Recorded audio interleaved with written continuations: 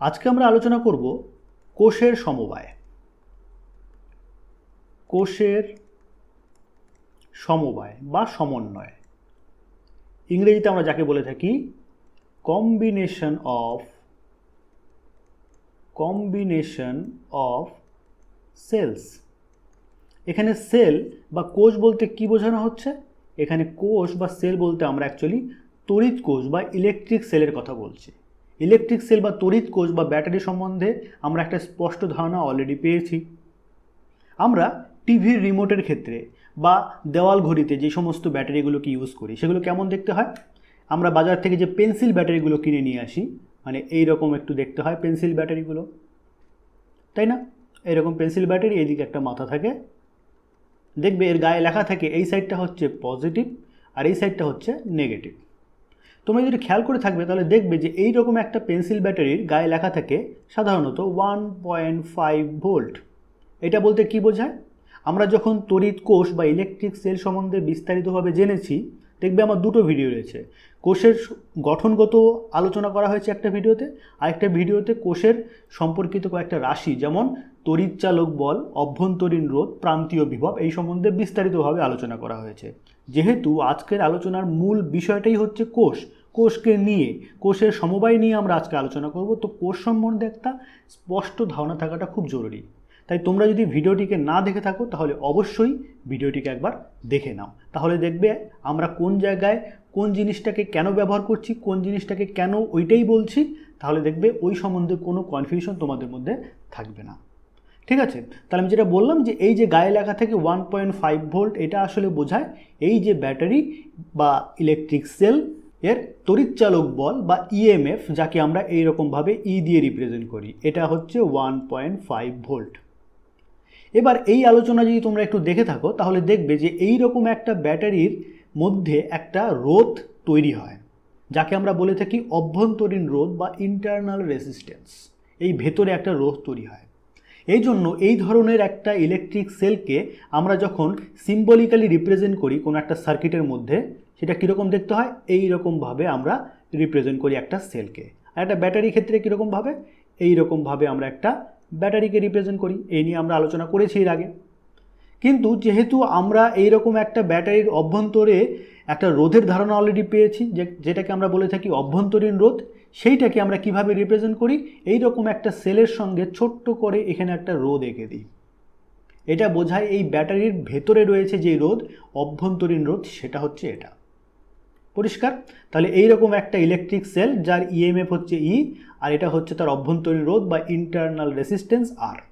তাহলে আজকের আলোচনার ক্ষেত্রে যখনই আমরা বারবার এই কথাটা বলবো কোষের কথা, তখন আমরা অ্যাকচুয়ালি কোষ বলতে এই পুরো সম্পূর্ণ অংশটাকে বোঝাচ্ছি, যার একটা ইএমএফ রয়েছে এবং তার একটা অভ্যন্তরীণ রোধ রয়েছে। পরিষ্কার? তাহলে দেখো, এবার বলা হয়েছে কি, আমরা যে সমস্ত ব্যাটারিগুলোকে দেখতে পাই সাধারণত এই ধরনের পেন্সিল ব্যাটারিগুলোকে, সেগুলো কি দেখবে 1.5 ভোল্টের হয়ে থাকে। এরকম মনে করো 2টো বা 4টে বা 6টা তোমার কাছে পেন্সিল ব্যাটারি রয়েছে, যেগুলো কতটা? প্রত্যেকটা হচ্ছে 1.5 ভোল্ট।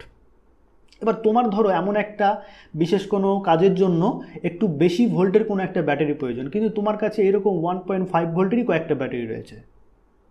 তাহলে সেই ক্ষেত্রে তোমাদের যদি এই কোষের সমবায় বা কম্বিনেশন অফ সেলসের ধারণা থাকে, তাহলে এই 1.5 ভোল্টের কতগুলো ব্যাটারিকে ইউজ করে তুমি বেশি মানের কোনো একটা ব্যাটারি তৈরি করে নিতে পারো নিজে থেকে। সেটা কিভাবে? তার জন্য তোমাদের এই কোষের সমবায়ের ধারণা থাকাটা জরুরি। যেমনটা আমরা রোধের সমবায়ের ক্ষেত্রে দেখেছিলাম যে একাধিক রোধকে ব্যবহার করে আমরা আমাদের ইচ্ছা মতো তাদেরকে সাজিয়ে আমরা প্রয়োজন অনুযায়ী রোধকে তৈরি করে নিতে পারি। রোধের সমবায় আমরা কয় প্রকারে দেখেছিলাম? 2 প্রকারের হয়ে থাকে। একটা রোধের শ্রেণী সমবায় বা সিরিজ কম্বিনেশন, আরেকটা হয়ে থাকে সমান্তরাল সমবায় বা প্যারালেল কম্বিনেশন। কোষের ক্ষেত্রেও ঠিক একই কথা প্রযোজ্য। কোষের সমবায়ও 2 প্রকারের হয়ে থাকে। কীরকম? একটা হচ্ছে কোষের শ্রেণী সমবায় বা সমন্বয়, মানে এটাকে আমরা বলে থাকি সিরিজ কম্বিনেশন অফ সেলস। আর দ্বিতীয় প্রকার যেটা হয়ে থাকে সেটা হচ্ছে সমান্তরাল সমবায় বা ইংরেজিতে বলবো আমরা parallel combination.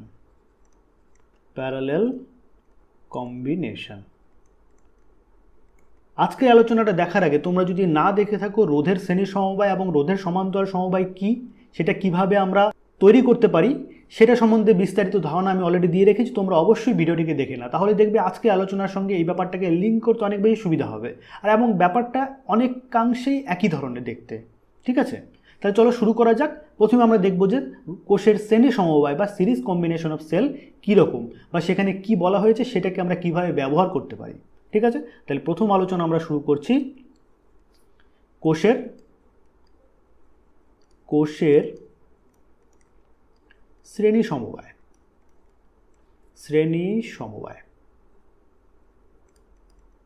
Series combination of cells. ধরো তোমাকে দুটো সেল দেওয়া আছে, এই হচ্ছে একটা সেল, আর এই হচ্ছে আরেকটা সেল। ঠিক আছে, তাহলে এই সেলটার আমরা ধরে নিচ্ছি এর ইএমএফ হচ্ছে E1, যেহেতু এটা 1 নম্বর সেল ধরে নিচ্ছি, আর এর ইন্টারনাল রেসিস্ট্যান্স মানে হচ্ছে অভ্যন্তরীণ রোধ হচ্ছে R1। ঠিক একইভাবে এর তড়িৎচালক বল বা ইএমএফ হচ্ছে E2, আর এর অভ্যন্তরীণ রোধ হচ্ছে R2। তোমাকে বলা হলো এই যে দুটো সেল রয়েছে এদেরকে যদি আমরা সিরিজ কম্বিনেশন বা শ্রেণী সমবায়ে যুক্ত করি তাহলে কেমন হবে। আমরা যেমনটা রোধের সমবায়ের ক্ষেত্রে দেখেছিলাম, রোধের শ্রেণী সমবায় থাকার শর্ত হচ্ছে প্রতিটা রোধের মধ্য দিয়ে একই পরিমাণ তড়িৎ প্রবাহিত হতে হবে। কোষের শ্রেণী সমবায়ের ক্ষেত্রেও ঠিক একই শর্ত প্রযোজ্য, অর্থাৎ এই সেল এবং এই সেল এদেরকে আমরা শ্রেণী সমবায়ে যুক্ত আছে তখনই বলতে পারবো যখন এদের মধ্য দিয়ে সমান পরিমাণ তড়িৎ প্রবাহিত হবে। সেটা কিভাবে সম্ভব, আমরা কিভাবে এদেরকে সাজালে পরে তাদের মধ্য দিয়ে একই পরিমাণ তড়িৎ প্রবাহিত হবে। চলো এইটা একটু এঁকে নিই আমরা। এখানে ধরো এই হচ্ছে আমাদের একটা সেল, আর এই হচ্ছে আমাদের দ্বিতীয় সেল। আমরা পর পর এটাকে কানেক্ট করলাম। ঠিক আছে, তাহলে এই যে কম্বিনেশনটা এটাকে আমরা সিরিজ কম্বিনেশন বা শ্রেণী সমবায় বলতে পারি। দেখো তাও তো ব্যাপারটা পরিষ্কার হলো না, এর মধ্যে একই পরিমাণ কারেন্ট যাচ্ছে, আমাদের শর্তটা কি পূরণ হচ্ছে। চলো একটু বিস্তারিতভাবে দেখা যাক। এইটা তো নিশ্চয়ই কোনো একটা সার্কিটের সঙ্গে কানেক্টেড রয়েছে। শুধুমাত্র দুটো ব্যাটারির তো কোনো কাজ নেই, ব্যাটারিটাকে কোনো একটা কাজে লাগাবো, কোনো একটা সার্কিটের সঙ্গে লাগাবো, তখনই না তার উপযোগিতাটা আসবে। ধরে নিচ্ছি এটাও কোনো একটা সার্কিটের সঙ্গে কানেক্টেড রয়েছে। ঠিক আছে, ধরে নিচ্ছি এরকমভাবে, মনে করো আর রেসিস্ট্যান্সের এরকম একটা বস্তুর সঙ্গে এটা কানেক্টেড রয়েছে এইরকমভাবে। পরিষ্কার, তাহলে এইটা একটা কমপ্লিট সার্কিট দেখে মনে হচ্ছে। এইবার ধরো তোমাকে বলা হলো এই যে ব্যাটারিটা আমরা কি দেখলাম, এটার হচ্ছে ইএমএফ হচ্ছে E1, এটার অভ্যন্তরীণ রোধ হচ্ছে R1, এটা হচ্ছে E2 আর অভ্যন্তরীণ রোধ হচ্ছে R2। এবার এই পয়েন্টের একটা নাম দিলাম, এটা নাম দিলাম আমরা X, আর এই পয়েন্টের নাম দিলাম আমরা Y। আর এই যে রোধটা লাগানো আছে এর এই জায়গাটার নাম দিলাম আমরা ধরো A, আর এই জায়গাটার নাম দিলাম একটা B। হলো, তাহলে দেখো এই যে আমাদের সেল দুটো রয়েছে কানেক্ট করার ফলে এর মধ্যে দিয়ে কি হবে, ব্যাটারি বা সেল বা তড়িৎ কোষের প্রধান কাজ কি, ইলেকট্রিক সোর্স হিসেবে কাজ করে। মানে এই দুটো লাগানোর ফলে কি হবে, এর মধ্যে একটা তড়িৎ পরিবহন সৃষ্টি হবে, অর্থাৎ একটা কারেন্ট ফ্লো হওয়া শুরু হবে। ধরে নিচ্ছি এর মধ্য দিয়ে এই দিক থেকে এই দিক বরাবর আই পরিমাণ কারেন্ট ফ্লো হচ্ছে, কারণ পজিটিভ টার্মিনাল থেকে কারেন্ট বেরোয়, এই জন্য আমরা এরকম ধরে নিলাম। তাহলে এই দিক দিয়ে আই পরিমাণ কারেন্ট আসবে, এই আই পরিমাণ কারেন্ট এর মধ্য দিয়ে যাবে, এর মধ্যে দিয়ে গিয়ে এই দিক দিয়ে গিয়ে আবার এই দিকে ঢুকবে, তাই কি না। কারণ আমরা কেসিএল বা কিরচপের প্রথম সূত্র অনুযায়ী দেখেছি যে কোনো একটা সার্কিট থেকে যদি এই এক্স পয়েন্ট থেকে আই পরিমাণ কারেন্ট বের হয় তাহলে ঠিক আই পরিমাণ কারেন্ট এই টার্মিনাল দিয়ে ঢুকতেও হবে। পরিষ্কার, তাহলে এদিক দিয়ে আই পরিমাণ কারেন্ট এলো, এই আই পরিমাণ কারেন্ট এই R2 এর মধ্য দিয়েও যাচ্ছে, E2 এর মধ্য দিয়ে যাচ্ছে, R1 এর মধ্য দিয়েও যাচ্ছে, E1 এর মধ্য দিয়ে যাচ্ছে। মানে বলতে পারি একই পরিমাণ কারেন্ট এই সেল এবং এই সেলের মধ্য দিয়ে পাস করছে। এটাই ছিল আমাদের শ্রেণী সমবায় থাকার শর্ত, যে দুটো সেলের মধ্য দিয়ে একই পরিমাণ তড়িৎ প্রবাহিত হতে হবে, তাহলেই আমরা বলতে পারবো যে কোষ দুটি বা সেল দুটি শ্রেণী সমবায় বা সিরিজ কম্বিনেশনে যুক্ত রয়েছে। তাহলে আমাদের পুরো সার্কিটটা কমপ্লিট হয়ে গেল। দেখো আমরা কিরচফের ভোল্টেজ ল বা কেভিএল বা কিরচফের যে দ্বিতীয় সূত্রটি ছিল সেটা সম্বন্ধে আমরা বিস্তারিতভাবে জেনেছি। এবার এটাকে আমরা এখানে কাজে লাগাবো। তাহলে কেভিএল ইউজ করতে কি হয়, আমাদের একটা বদ্ধ পথ বা একটা লুপ কল্পনা করে নিতে হয়। তাহলে এই একটা বদ্ধ পথ আমরা পেয়েছি। তাহলে বদ্ধ পথের ক্ষেত্রে আমরা যখন কেভিএলকে ইউজ করি তার জন্য কি করে থাকি, প্রত্যেকটা পয়েন্টে একটা নামকরণ করে দিই। তাহলে কি করেছি, এই জায়গাটার নাম দিয়েছি আমরা এক্স, এটার নাম দিয়েছি এ, এটা বি, এটা ওয়াই, এই জায়গার একটা নাম দিয়ে দিচ্ছি এটা হচ্ছে সি, এই জায়গার নাম দিচ্ছি ডি, আর এই জায়গার নাম দিয়ে দিচ্ছি আমরা ই। এবার এখানে কি বলেছি, এটা বদ্ধ পথ কল্পনা করে নিতে হবে। তাহলে বদ্ধ পথটা এইটা আমরা পেয়েছি, তার নামকরণ করেছি, কারেন্টের ডিরেকশন আমরা দেখিয়েছি, সবগুলো কাজ হয়ে গেল। এইবার আমাদের লুপের ডিরেকশনটা দেখতে হবে, যে বদ্ধ পথ আমরা কোন দিক থেকে কোন দিক বরাবর যেতে পারি। আমরা এক্স থেকে এদিক থেকে গিয়ে এখান থেকে আবার এক্সে ফিরে এলাম, এটা একটা বদ্ধ পথ হতে পারে। আবার এক্স থেকে এই দিক থেকে এ বি হয়ে ওয়াই হয়ে আবার এক্সে ফিরে এলাম, এটা একটা বদ্ধ পথ হতে পারে। তোমরা যে কোনো একটা ধরতে পারো। আমি ধরে নিচ্ছি আমরা এক্স থেকে এ হয়ে বি হয়ে আবার ওয়াই হয়ে আবার এক্সে ফিরে এলাম। তাহলে এই বদ্ধ পথের জন্য তাহলে আমরা কি লিখতে পারি, এখানে আমরা লিখতে পারি বদ্ধ পথ বা লুপ।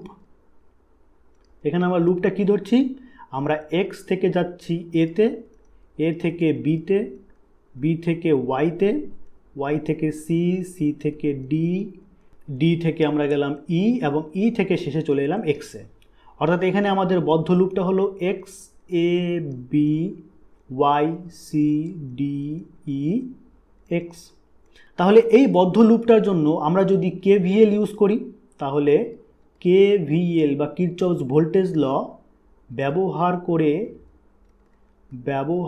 করে পাই আমরা কি লিখতে পারি, আমরা দেখেছি কেভিএল এর ধারণা থেকে যে এখানে আমরা লিখতে পারি V X A plus V A B plus V B Y plus V Y C plus V C D plus V D E plus V E X equals to 0। কারণ আমরা কেভিএলে দেখেছি এরকম একটা বদ্ধ লুপের ক্ষেত্রে আমরা প্রতিটা অংশে যদি আমরা বিভব প্রভেদ থেকে মেজার করি এবং সেগুলো যদি আমি বীজগাণিতিক সমষ্টি নিই, সেটা কি হবে, 0 হবে। অর্থাৎ এক্স থেকে এ থেকে বি, বি থেকে ওয়াই, ওয়াই থেকে সি, সি থেকে ডি, ডি থেকে ই এবং ই থেকে এক্স, এই সবগুলো যদি আমরা বিভব প্রভেদ নিয়ে তার যদি আমি বীজগাণিতিক যোগফল নিই, সেটা 0 হয়। আশা করি এটাকে তোমাদের বলতে হবে না, এটা তোমরা এখন জানোই। তাহলে এই ক্ষেত্রে আমরা এখন যদি ভ্যালুগুলো বসাই, কি পাচ্ছি, ভি এক্সে দেখো এক্স এবং এ এর মাঝখানে শুধু একটা তার, সিম্পল একটা তার যুক্ত করা আছে। আমরা জানি যে এইরকম একটা সিম্পল তার সবসময় একটা রোধবিহীন তার হয়ে থাকে। তাহলে তার ক্ষেত্রে বিভব প্রভেদের মান কত হয়, 0, কারণ এক্স পয়েন্টে বিভবের যা মান এ পয়েন্টেও বিভবের তাই মান। তাহলে এই জায়গাতে সব জায়গাতেই বিভবের মান সমান। তাহলে আমরা বলতে পারি এক্স এবং এ পয়েন্টের মধ্যে বিভব পার্থক্য সেটা কি হবে, 0। ঠিক একইভাবে আমরা এ এবং বি এর মধ্যে বিভব পার্থক্য, দেখো কারেন্ট যাচ্ছে আই, তাহলে ওহমের সূত্র অনুযায়ী এই দুই প্রান্তের মধ্যে বিভব পার্থক্য কত হবে, I into R, V is equals to I R. এবার আই ইন্টু আর এটা হলো বিভব পার্থক্য। আমরা যাচ্ছি কোথা থেকে, এ থেকে বিতে, কারেন্ট যাচ্ছে কোথায়, এ থেকে বির দিকে। আর তার মানে নিশ্চয়ই এই জায়গাটা হচ্ছে পজিটিভ পোটেনশিয়াল বা উচ্চ বিভব, আর এটা হচ্ছে নেগেটিভ পোটেনশিয়াল, কারণ কারেন্ট সবসময় উচ্চ থেকে নিম্নের দিকে যায়। আর আমরা কোন দিকে যাচ্ছি, উচ্চ থেকে নিম্নের দিকে। তাহলে এই ক্ষেত্রে আমাদের বিভব আই ইন্টু আর সেটা কী হবে, মাইনাস আই ইন্টু আর। তাহলে ভি বি ওয়াই কী হবে, এই দুটো শর্ট সার্কিটেড, তাহলে এটাকে আমরা বলতে পারি এটা হবে 0। এবার ওয়াই এবং সি এর মাঝখানে রয়েছে R2, তাহলে এই দুই প্রান্তের মধ্যে বিভব পার্থক্য হবে I into R2, I into R2। Positive হবে নেগেটিভ, কারেন্ট যাচ্ছে এই দিক বরাবর, তার মানে আমরা পজিটিভ থেকে নেগেটিভের দিকে যাচ্ছি, তাহলে এটা হবে নেগেটিভ। ঠিক একইভাবে এখানে আমরা যাচ্ছি নেগেটিভ থেকে পজিটিভের দিকে, দেখো আমরা ডিরেকশনটা কিন্তু এদিক বরাবর, এটা খেয়াল রাখবে। আমরা সি থেকে ডিতে যাচ্ছি, তাহলে নেগেটিভ থেকে পজিটিভ, মানে নিম্ন থেকে উচ্চর দিকে যাচ্ছি, তাহলে এটা পজিটিভই থাকবে, এটা হবে E2। ঠিক একইভাবে এর ক্ষেত্রে হবে কত, আই পরিমাণ কারেন্ট যাচ্ছে, R1 হচ্ছে রেসিস্ট্যান্স, তাহলে আই ইন্টু R1 হচ্ছে বিভব প্রভেদ। আমরা যাচ্ছি কারেন্টের ডিরেকশন বরাবর, তাই এটা হবে নেগেটিভ। এবার E1 এর ক্ষেত্রে কি হবে, ই এবং এক্স এর মাঝখানে আমরা নেগেটিভ থেকে পজিটিভের দিকে যাচ্ছি, তাহলে এটা হবে পজিটিভ E1 ইকুয়ালস টু 0। তাহলে এখান থেকে আমরা ফাইনালি কি পেলাম, minus I R two plus E2 minus I R1 plus E1 equals to 0। তাহলে দেখো এই আইআরটাকে আমরা একপাশে নিয়ে গেলাম আর বাকিগুলোকে একপাশে রাখলাম, তাহলে কী পাবো, আইআরটাকে যদি আমি ওই পাশে নিয়ে যাই তাহলে আমরা পাবো আইআর ইজ ইকুয়ালস টু, এগুলো সব একপাশে থাকবে, এগুলো পাবো E1 plus E2 minus IR1 minus IR2। এবার এটাকে একটু রিঅ্যারেঞ্জ করে লিখলে পাই আমরা IR equals to E1 plus E2 minus I দুই দিক থেকে কমন নিয়ে নিতে পারি, তাই এখানে পড়ে থাকবে R1 প্লাস R2। এবার এটাকে আমরা একটা মার্কিং করে রাখি, এটা হচ্ছে আমাদের 1 নম্বর সমীকরণ। এবার যেমনটা আমরা রোধের শ্রেণী সমবায়ের ক্ষেত্রে দেখেছিলাম, কোষের শ্রেণী সমবায়ের ক্ষেত্রেও আমরা দেখব তুল্য কোষ বলতে আমরা কি বুঝি। কি বুঝি? যে আমরা জানি যে এই সেলটার তড়িৎচালক বলের মান হচ্ছে E1 আর এই সেলটার তড়িৎচালক বলের মান হচ্ছে E2। তাহলে এই সেলটা যেই পরিমাণ কাজ করছে, এই সেলটা যেই পরিমাণ কাজ করছে, আমরা যদি একটা এমন সেল নেই বা একটা এমন কোষ নিলাম যা কিনা এই দুটো মিলে যেই কাজ করে ও একাই সেই কাজ করে দিতে পারে, তাহলে সেই ধরনের সেলকে আমরা কি বলে থাকি? Equivalent sell. ইকুইভ্যালেন্ট সেল বা তুল্য কোষ। তুল্য কোষ।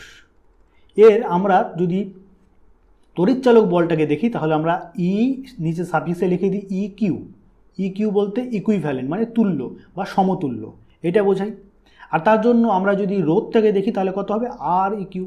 এটা হচ্ছে তুল্য রোধ, এটা তুল্য তড়িৎচালক বল। পরিষ্কার? তার মানে আমরা কী বলতে পারছি? যে এক্স এবং ওয়াই এর মাঝখানে আমরা একটা সেল এমন লাগাবো, মানে এই জায়গাতে আমরা এইরকমভাবে একটা সেলকে ব্যবহার করলাম। এই হচ্ছে একটা সেল, এই হচ্ছে আমাদের এক্স পয়েন্ট, এটা হচ্ছে আমাদের ওয়াই পয়েন্ট। ঠিক আছে? তাহলে এই রকম একটা সেলের ইএমএফ এর ভ্যালুটা কত হবে? এটা হচ্ছে ইকিউ আর এটা হচ্ছে আর ইকিউ। এই সেলটার বিশেষত্ব কি? এই সেল এবং এই সেল এরা দুইজনে মিলে যেই পরিমাণ কাজ করতে পারে তার সমতুল্য কাজও একাই করে দিতে পারে।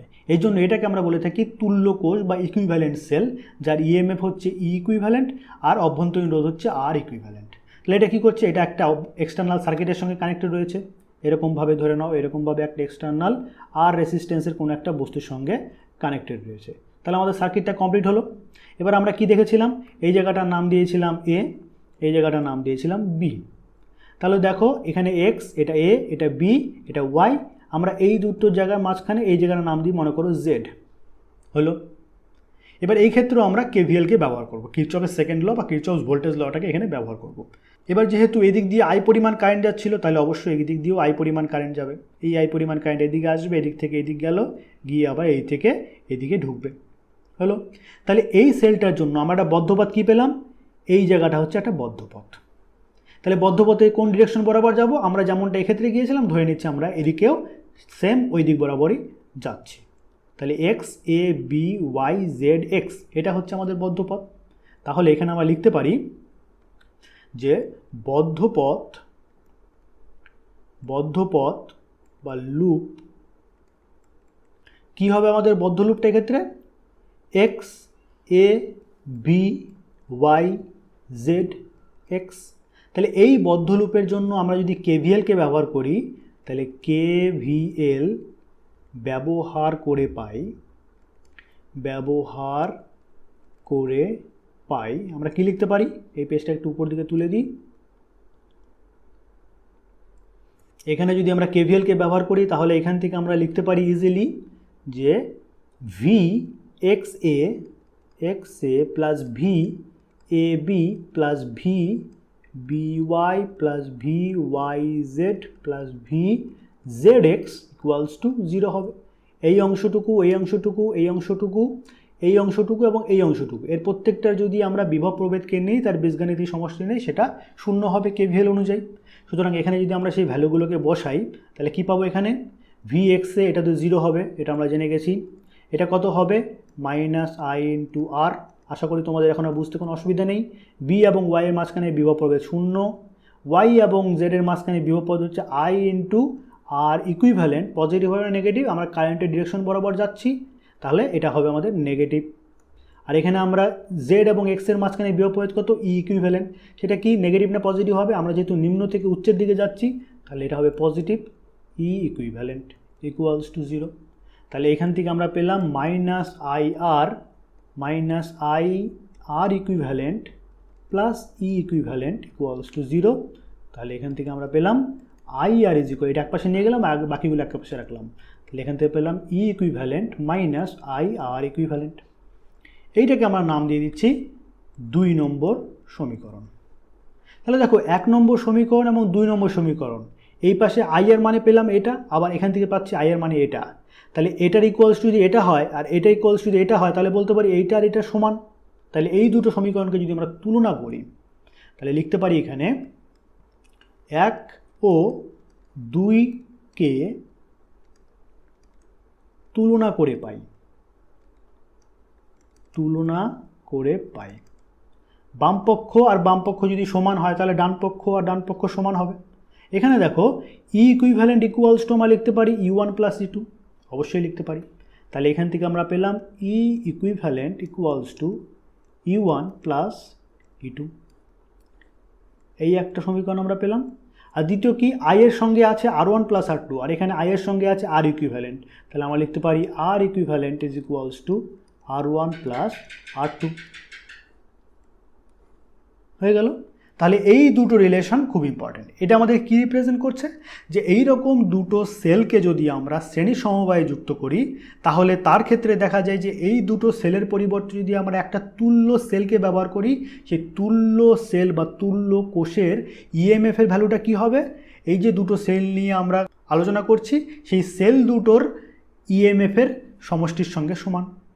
আর এই যে তুল্য সেলটির যে তুল্য অভ্যন্তরীণ রোধ সেটা প্রত্যেকটার ইন্ডিভিজুয়াল অভ্যন্তরীণ রোধের যোগফলের সঙ্গে সমান, যেমনটা আমরা রোধের সমবায়ের ক্ষেত্রেও দেখেছিলাম যে দুটো রোধকে যদি আমরা শ্রেণী সমবায় যুক্ত করি তাহলে তুল্য রোধের ভ্যালু প্রত্যেকটা রোধের যোগফলের সঙ্গে সমান হয়, সেটা আমরা এখানে পেয়ে গেলাম। ঠিক আছে, তাহলে এটা হচ্ছে আমাদের তুল্য কোষের ইএমএফ আর এটা হচ্ছে আমাদের তুল্য কোষের অভ্যন্তরীণ রোধ। এবার যদি এখানে আমরা দুটো সেল না নিয়ে তিনটে সেল নিতাম তাহলে কি হতো, তাহলে এখানে একটু এঁকে নিই, এখানে যদি আমরা দুটো সেল না নিয়ে তিনটে সেল নিতাম কীরকম ব্যাপারটা, ধরো আমি এখানে আঁকছি, এখানে যদি আমরা দুটো সেল না নিয়ে তিনটে সেল নিতাম, এই হচ্ছে একটা সেল, ঠিক আছে, এর সঙ্গে আমরা একটা সেলকে নিলাম এইরকমভাবে, এর সঙ্গে আরেকটা সেলকে নিলাম এইরকমভাবে, তাহলে সেই ক্ষেত্রে কি হতো, সেই ক্ষেত্রে আমাদের এক্সপ্রেশনটা দাঁড়াতো এইরকম। এটা যদি আমাদের ধরে হচ্ছে E1, এটা হচ্ছে R1, এটা E2 ইএমএফ, এটা অভ্যন্তরীণ রোধ R2, এটা হচ্ছে E3, এটা হচ্ছে R3, তাহলে এই ক্ষেত্রে আমরা ঠিক একই জিনিস পেতাম, অর্থাৎ ই ইকুইভ্যালেন্টের ভ্যালুটা তোমরা ক্যালকুলেশন করে দেখতে পারো। আমরা সেম প্রসিডিওরে যদি তোমরা এরকম তিনটা সেলকে পরপর যুক্ত করে তার ক্ষেত্রে কেভিএলটাকে ব্যবহার করো ঠিক এই জিনিসটাই পাবে, সেটা কি E1 plus E2 plus E3। আর সেই ক্ষেত্রে তুল্য অভ্যন্তরীণ রোধের ভ্যালুটা কত হবে, R equivalent obviously R1 plus R2 plus R3 এর সঙ্গে সমান হবে, হয়ে গেল। এইবার ধরো তোমাকে বলা হলো এমন একটা কন্ডিশন যে এইখানে আমরা দেখো সেলটাকে ব্যবহার করেছি একটা পজিটিভ নেগেটিভ, তারপর একটা আবার পজিটিভ নেগেটিভ, তারপর একটা আবার পজিটিভ আবার নেগেটিভ। যদি আমরা এভাবে ইউজ না করে একটা পজিটিভ নেগেটিভ করলাম, তারপর একটা আগে নেগেটিভ তারপরে পজিটিভ, মানে এটাকে ঠিক উল্টে দিলাম, সেই ক্ষেত্রে কি হবে, অর্থাৎ আমি বলতে চাইছি যে ধরো আমরা কি করলাম, এই রকমভাবে একটা সেল নিলাম, তার সঙ্গে দ্বিতীয় সেলটাকে আমরা এইভাবে উল্টোভাবে যোগ করলাম, তাহলে সেই ক্ষেত্রে কি আমরা সেম রেজাল্ট পাবো না, সেই ক্ষেত্রে একটু আলাদা হবে। তাহলে সেই ক্ষেত্রে আমরা ধরে নিচ্ছি এটা হচ্ছে E1 R1, এটা হচ্ছে E2 R2।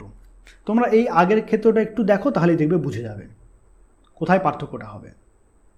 দেখো এখানে আমরা কি দেখলাম, এইখানে আমরা যখন এই U1টা সেম এখানে যেরকম রয়েছে সেরকমই রয়েছে, খালি পার্থক্যটা কি হয়েছে, এটা উল্টে গেছে, এই পাশটা নেগেটিভ আর পাশটা পজিটিভ।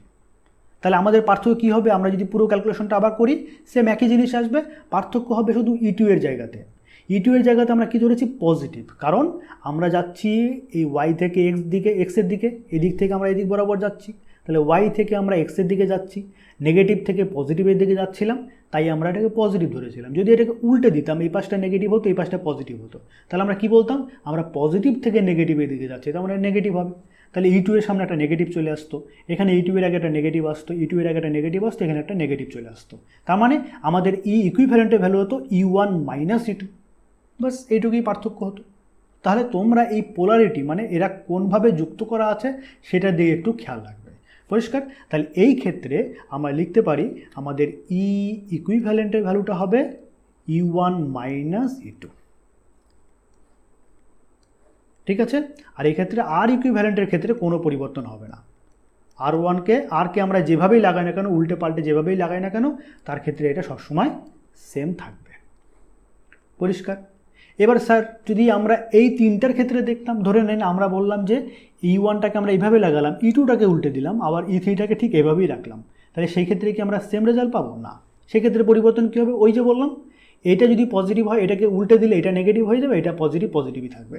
মানে আমি বলতে চাইছি যে এইরকমভাবেই আমি একটা সেলকে ব্যবহার করলাম, দ্বিতীয় সেলকে আমরা এই রকমভাবে লাগালাম, আর তৃতীয় সেলকে আমরা এই রকমভাবে লাগালাম।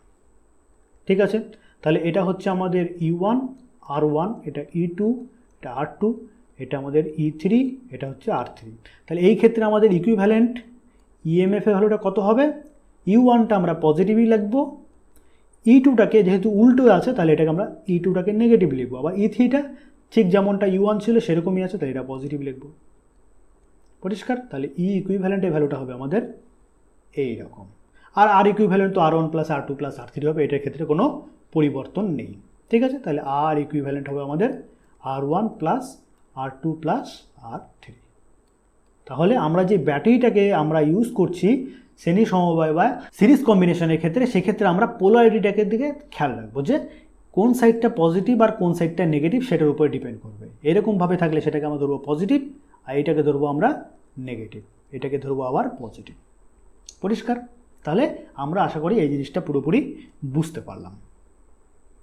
আচ্ছা, তাহলে আশা করি এখন আর বুঝতে কোনো অসুবিধা নেই। যদি আমাদের কাছে এরকম n সংখ্যক সেল থাকে, এই ধরো একটা সেল, তারপরে মনে করো এই আরেকটা সেল, এই মনে করো আরেকটা সেল, ঠিক আছে, এরকম করতে করতে মনে করো আমি n সংখ্যক সেলকে পরপর শ্রেণী সমবায়ে যুক্ত করেছি।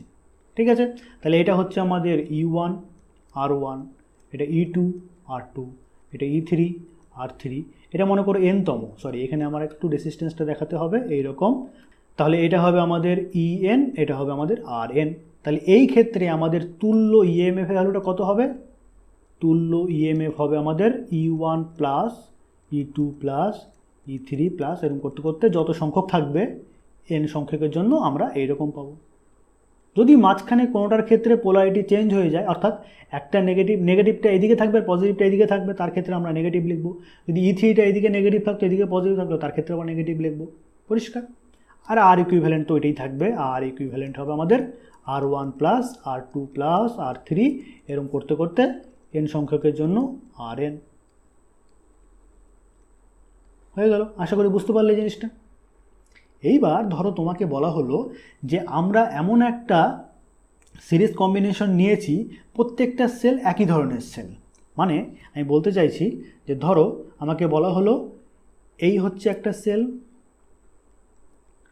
এই হচ্ছে আরেকটা সেল, এই হচ্ছে আরেকটা সেল, এরকম করতে করতে আমরা n সংখ্যক সেলকে যুক্ত করেছি সিরিজ কম্বিনেশন বা শ্রেণী সমবায়ে, যেখানে কিনা প্রত্যেকটা সেলের ইএমএফ সমান। অর্থাৎ এটা হচ্ছে E, এটা হচ্ছে R, এটার ক্ষেত্রেও এর ইএমএফ হচ্ছে E, অভ্যন্তরীণ রোধ R, এটাও E, এটাও R, এটাও E, এটাও R। হলো?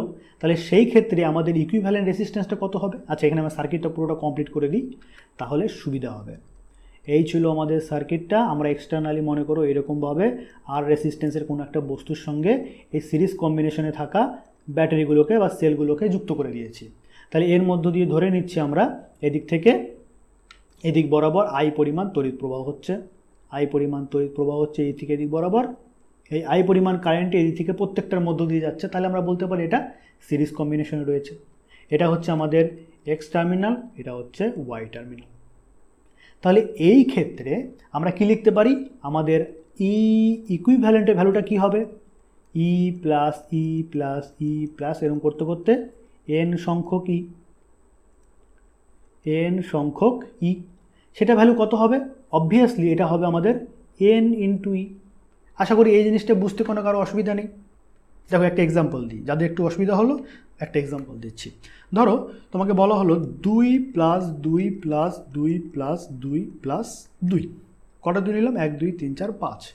তাহলে 5টা 2 যোগ করলে কত হয়? 10। তা 10কে আমরা এইভাবে লিখতে পারি না? 5 ইন্টু 2, পারি তো? 5 দুগুণে 10। তার মানে দেখো 2কে আমরা যদি 5 বার নেই তাহলে 5টা 2কে যোগ করলে পারে লিখতে পারি 5 ইন্টু 2। যদি আমরা 7টা 2 নিতাম তাহলে কত? 14। 14কে আমরা কি লিখতে পারি? 7 ইন্টু 2। সেম ওই জিনিসটাই, আমরা n সংখ্যক নিয়েছি, তাহলে তার যোগ করলে কি হবে? n ইন্টু ই। হলো? তাহলে এই ক্ষেত্রে আমাদের আর ইকুইভ্যালেন্টের ভ্যালুটা কত হবে? আর ইকুইভ্যালেন্ট হবে আর প্লাস আর প্লাস আর, এরকম করতে করতে n সংখ্যক আর, n সংখ্যক। তাহলে এক্ষেত্রে হবে আমাদের n ইন্টু আর। পরিষ্কার?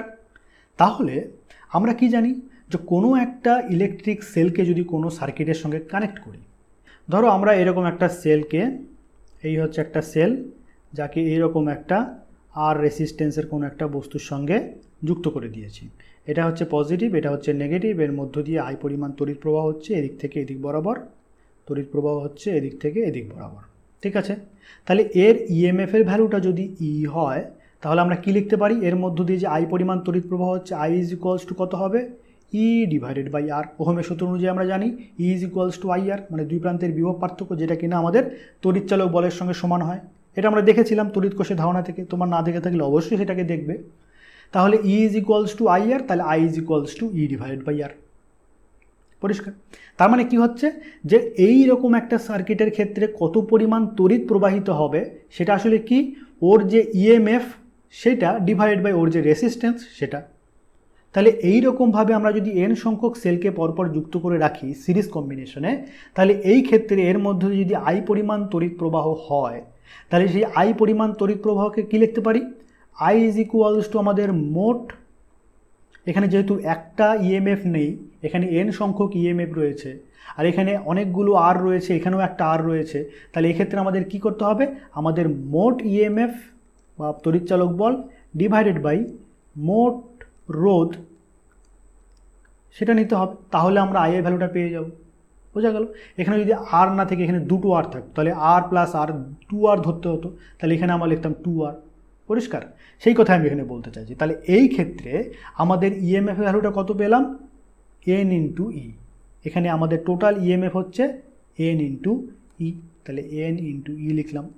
আর এখানে আমাদের রোধের ভ্যালুটা কত হবে, এনআর না, এখানে আমাদের মোট রোধ, এখানে আমাদের মোট রোধ সেটা কত হবে, আমাদের এই প্রত্যেকটা এই এন সংখ্যক সেলের জন্য আর এর ভ্যালুটা কত এলো, এন ইন্টু আর।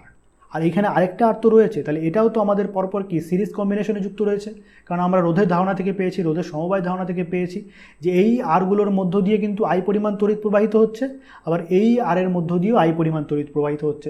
মানে বলতে পারি এই আরগুলো এবং এই আরটা এরা সবাই শ্রেণী সমবায় যুক্ত। আর শ্রেণী সমবায় যুক্ত থাকলে পরে তাহলে আমাদের তার মোট রোধের ভ্যালুটা কত হবে, প্রত্যেকটাকে নিয়ে যোগ করে দিলে পরে আমরা পেয়ে যাব। অর্থাৎ এই প্রত্যেকটার জন্য আমরা পাবো এন আর, আর এই আরটাও থাকবে, এটা হচ্ছে আমাদের ক্যাপিটাল আর, এটা হচ্ছে আমাদের মোট রোধ। তাহলে মোট ইএমএফ আমরা পেলাম এটা, এটাই হচ্ছে আমাদের মোট ইএমএফ বা মোট তড়িৎচালক বল। আর আমাদের মোট রোধের ভ্যালু হলো এন আর প্লাস আর। পরিষ্কার? তাহলে এই এক্সপ্রেশনটাকে তোমরা একটু মনে রাখবে, সেটা হচ্ছে I is equals to N into E divided by N into R plus R. এই হচ্ছে আমাদের একটা এক্সপ্রেশন। দেখো এইখান থেকে আমরা গুরুত্বপূর্ণ দুটো সিদ্ধান্ত পাই, সেটা কি, এটা একটু উপর দিকে তুলে দিই। গুরুত্বপূর্ণ সিদ্ধান্তটা হচ্ছে এই যে আমরা এই যে বাহ্যিকভাবে যে রোধটাকে ব্যবহার করছি, হতে পারে যে এই রোধের ভ্যালুটা আমাদের অভ্যন্তরীণ রোধ আর এর তুলনায় অনেক ছোট। মানে আমি বলতে চাইছি যে ধরো আমাদের এই আর এর ভ্যালুটা হচ্ছে 10⁻³ ওহম, আর আমাদের স্মল আর এর ভ্যালুটা মনে করো 1 ওহম। তার মানে কি বলতে বোঝানো হচ্ছে যে আমাদের যেই সেলগুলো নিয়েছি তার প্রত্যেকটার অভ্যন্তরীণ রোধের মান হচ্ছে 1 ওহম, আর বাহ্যিকভাবে যে রোধটাকে ব্যবহার করেছি সেটা হচ্ছে 1 মিলি ওহম। তার মানে এর 1000 ভাগের 1 ভাগ। বুঝতে পারছো? তার মানে এই আর এর ভ্যালুটা মানে বাহ্যিক বা ব্যবহৃত এই রোধের ভ্যালুটা অনেক কম। এই কন্ডিশনে আমরা কি লিখতে পারি, এই কন্ডিশনে দেখো আমরা এন আর প্লাস আর এটাকে আমরা নিয়ারলি ইকুয়ালস টু এন আর লিখতে পারি না? নিশ্চয়ই পারি। দেখো এটাও কি বললাম, এটা যদি আমাদের 1 হয় এটা হচ্ছে 1-এর 1000 ভাগের 1 ভাগ। তার মানে উল্টোভাবে বললে এটা যদি 1000 হয় এটা হচ্ছে 1 ভাগ।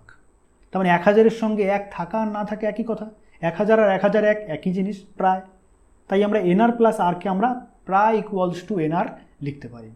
তাহলে এই ক্ষেত্রে যখন আমাদের R is greater very very less than small R হবে, তাহলে সেই ক্ষেত্রে আমরা লিখতে পারি আই ইজ ইকুয়ালস টু হবে N into E divided by N into R. এই আরটাকে আমরা নেগলেক্ট করতে পারি, তাহলে এন ক্যান্সেল আউট হয়ে গেল, ই ডিভাইডেড বাই আর। এই রিলেশনটা একটা গুরুত্বপূর্ণ সিদ্ধান্ত আমাদেরকে দিচ্ছে। সেটা কি? দেখো এইখানে আমরা দেখলাম, এবার এইটাকে আমরা আরেকভাবে আঁকি। আমরা অভ্যন্তরীণ রোধটাকে এবার হিসাব করি। এই হচ্ছে আমাদের সেল, ঠিক আছে, এর সঙ্গে আমরা এরকম একটা আর রেসিস্ট্যান্সকে যুক্ত করে দিয়েছি এইভাবে। তাহলে এর মধ্যে দিয়ে ধরে নিচ্ছি আই পরিমাণ তড়িৎ প্রবাহ হচ্ছে, ঠিক আছে। এর ইএমএফ হচ্ছে ই, এটা মনে করো স্মল আর, এটা হচ্ছে ক্যাপিটাল আর। তাহলে এই সার্কিটের ক্ষেত্রে এই আয়ের ভ্যালুটা কত হবে? আয়ের ভ্যালুটা দেখা যাচ্ছে যে যদি এই আরের ভ্যালুটা এই আরের ভ্যালুর থেকে অনেক ছোট হয়, মানে কোনো একটা সেলের অভ্যন্তরীণ রোধের তুলনায় বাহ্যিক রোধের পরিমাণ যদি অনেক ছোট হয়, তাহলে সেই ক্ষেত্রে আমাদের তড়িৎ প্রবাহের মানটা হবে ই ডিভাইডেড বাই স্মল আর। তার মানে বোঝাচ্ছে যে এই রকমভাবে যদি আমরা এন সংখ্যক সেলকে যুক্ত করে রাখি, যেখানে কিনা প্রত্যেকটা সেল একই রকমের, প্রত্যেকটা সেলের ইন্টারনাল রেসিস্ট্যান্স এবং ইএমএফ ভ্যালুটা সেম, এরকমভাবে যদি আমরা এন সংখ্যক ধরে নিচ্ছি 100টা, এন এর ভ্যালু হচ্ছে 100, তাহলে এরকম 100টা সেলকে যুক্ত করে দিলে পরে তার জন্য আমরা যে পরিমাণ তড়িৎ প্রবাহ পাবো, যদি আমরা একটা সেলকে ব্যবহার করি তার ক্ষেত্রেও আমরা সেম পরিমাণ তড়িৎ প্রবাহ পাবো। অর্থাৎ এরকম 100টাকে সিরিজ কম্বিনেশনে যুক্ত করে রাখলে তার জন্য আলাদা মানে আয়ের ভ্যালুটা বাড়বে না। পরিষ্কার হলো কথাটা? তার মানে আমরা যেমন প্রাথমিকভাবে আমাদের মনে কি আসে যে একটা সেলকে লাগালে পরে যদি আমরা আই পরিমাণ তড়িৎ প্রবাহ পাই, তাহলে আমরা এরকম 10টা লাগালে পরে 10 ইন্টু আই, 10 গুণ বেশি পরিমাণ কারেন্ট পাবো। কিন্তু দেখা যাচ্ছে যে না, যদি বাহ্যিক ভ্যালুটা, বাহ্যিক যে রোধের ভ্যালুর সেটা যদি এর অভ্যন্তরীণ রোধের তুলনায় অনেক ছোট হয়, তাহলে সেই ক্ষেত্রে সেটা খাটছে না। সেই ক্ষেত্রে দেখা যায় এরকম 100টা লাগালেও যা হবে, 10টা লাগালেও তাই কারেন্ট পাবো, একটা লাগালেও আমরা সেম একই কারেন্টই পাবো। সেটা কত? ই ডিভাইডেড বাই স্মল আর। কিন্তু মজার ঘটনা ঘটে যদি আমরা এখানে দেখে নিই যে বাহ্যিক রোধের ভ্যালুটা যদি আর এর তুলনায় অনেক বড় হয়, তাহলে একটা মজার ঘটনা ঘটে। চলো দেখা যাক এটা। তার মানে এখানে আমরা লিখতে পারি কি, যদি আমাদের আর এর ভ্যালু যদি অনেক অনেক বড় হয়, ঠিক আছে, তাহলে আমরা কি লিখতে পারি, এন আর প্লাস আর, এটা এখন nearly is equals to capital R. মানে আমি বলতে চাইছি এখন আমরা যে আরটাকে নিয়েছি, আরটা হচ্ছে আমাদের 1 ওহম, আর স্মল আর মানে অভ্যন্তরীণ রোধ যেটা নিয়েছি সেটা মনে করো 10⁻³ ওহম। তাহলে এটা যদি 1 ওহমের হয়ে থাকে, এটা 1 মিলি ওহম। তাহলে এই ক্ষেত্রে আমরা কি ধরতে পারি, এটা হচ্ছে আমাদের 1, এটা হচ্ছে 1000। তাহলে 1000-এর কাছে 1 থাকা আর না থাকা একই কথা। তাহলে এন আর প্লাস ক্যাপিটাল আরকে আমরা প্রায় ইকুয়ালস টু ক্যাপিটাল আর লিখতে পারি। তাহলে এই ক্ষেত্রে আমাদের এক্সপ্রেশনটা কি দাঁড়াবে, এই এক্সপ্রেশনে দাঁড়াবে এন ইন্টু ই, এখান থেকে আমরা লিখছি N into E divided by, এইটাকে আমরা এখন প্রায় কি লিখতে পারি, ক্যাপিটাল আর এর সঙ্গে সমান। তাহলে এটা আমরা পেলাম N into E divided by capital R. এই জিনিসটা আমাদের কি রিপ্রেজেন্ট করছে, এটা আমাদের এই কথাটাই বলছে যে এই রকমভাবে যদি আমরা একটা সেলকে যুক্ত করি আর রেসিস্ট্যান্সের সঙ্গে, তাহলে সেই ক্ষেত্রে আমাদের কারেন্টের ভ্যালুটা কত হবে, E divided by capital R, একটা সেলকে যুক্ত করলে। কারণ এই ক্ষেত্রে আমাদের এই আর এর ভ্যালুটা থাকা আর না থাকা একই কথা, কারণ বাহ্যিক আর এর তুলনায় এই আর এর ভ্যালু অনেক কম। তাহলে সেই ক্ষেত্রে আমরা পাবো এই রিলেশনটা। তার মানে একটা সেলকে ব্যবহার করলে আমরা এইরকম কারেন্ট পাচ্ছি। যদি আমরা এখানে দুটো সেলকে ব্যবহার করতাম, তাহলে এখানে আমরা পেতাম 2 ইন্টু এত। যদি আমরা 3টা সেলকে ব্যবহার করতাম, তাহলে 3 ইন্টু এত। যদি আমরা এন সংখ্যককে ব্যবহার করি এরকমভাবে পরপরভাবে, তাহলে আমরা পাবো এন ইন্টু এত। তার মানে এখানে এনের ভ্যালুর উপরে আয়ের ভ্যালুটা ডিপেন্ড করছে। অর্থাৎ আমি বলতে চাইছি যে এনের ভ্যালু যত বেশি হতে থাকবে, আয়ের ভ্যালুটা তত বেশি হতে থাকবে। তাহলে এইরকমভাবে যদি আমরা সিরিজ কম্বিনেশন বা শ্রেণী সমবায় অসংখ্য সেলকে পরপর যুক্ত করি, এমনভাবে যুক্ত করলাম যে এদের প্রত্যেকটার অভ্যন্তরীণ রোধের তুলনায় বাহ্যিক রোধের পরিমাণটা অনেক বেশি, সেই ক্ষেত্রে দেখা যায় যেখানে আমরা যত বেশি সংখ্যক সেলকে ব্যবহার করব, মানে এনের ভ্যালুটা যত বাড়তে থাকবে, ততই আমাদের এই কারেন্টের ভ্যালুটাও বাড়তে থাকবে। পরিষ্কার? আশা করি তোমাদেরকে এই জিনিসটা পুরোপুরিভাবে বোঝাতে পারলাম। তাহলে আমাদের এখানে আমাদের সিরিজ কম্বিনেশন বা কোষের শ্রেণী সমবায়ের ধারণা কমপ্লিট হলো। আচ্ছা, তাহলে আজকের আলোচনা আমরা এখানে শেষ করছি। আজকের আলোচনায় আমরা যেমনটা দেখলাম, কোষকে যদি আমরা শ্রেণী সমবায় যুক্ত করি, অর্থাৎ সিরিজ কম্বিনেশন অফ সেলসের কমপ্লিট একটা ধারণা পেলাম। এর পরের ভিডিও আলোচনায় আমরা কোষের সমান্তরাল সমবায় বা প্যারালাল কম্বিনেশনে যদি একাধিক সেলকে ব্যবহার করি, তাহলে সেই ক্ষেত্রে আমরা কি কি পাচ্ছি। তাহলে আজকে আলোচনা আমরা এখানে শেষ করছি। সুস্থ থাকো, ভালো থাকো, সঙ্গে থাকো। ধন্যবাদ।